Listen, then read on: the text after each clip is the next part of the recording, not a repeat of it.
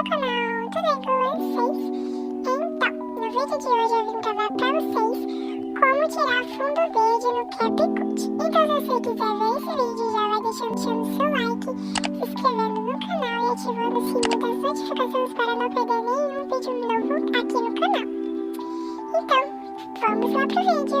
1, 2, 3, let's go!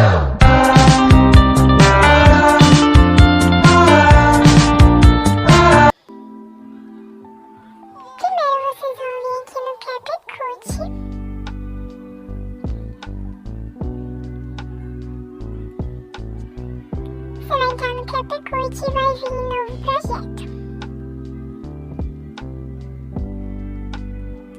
Aí vai aparecer sua galeria aqui, aí você vai em vídeos, vai escolher o vídeo que você quer.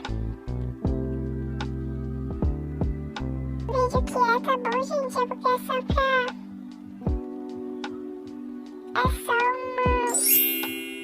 pra ensinar aqui pra vocês. Então... vai pegar o vídeo que você quer, aí você vai pegar o chroma key. Não, gente, não é aqui. Desculpa aí. Você vai vir em sobreposições. Aqui, ó. Sobreposição. Esse quadradinho aqui que parece uma foto. Aí eu vim adicionar sobreposição.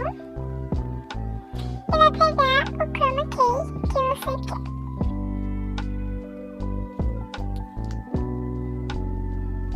Aí você vai colocar onde você quer. Aí você vai vir aqui, ó, em chroma key. Vamos clicar. Aí vai vir em selecionar cores. Seletor de cores. Aí pronto, já selecionou a cor que você quer. Vai em intensidade e vai colocar no 30. Ou se você quiser, pode colocar em outros também. Aí ele vai ficar assim.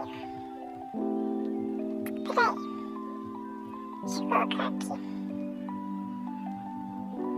Viram?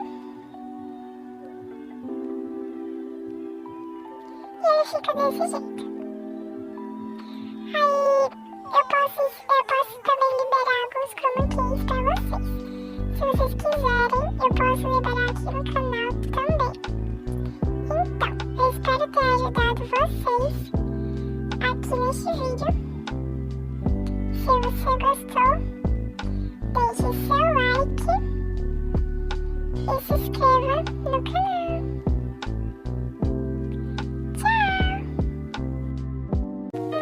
Tchau!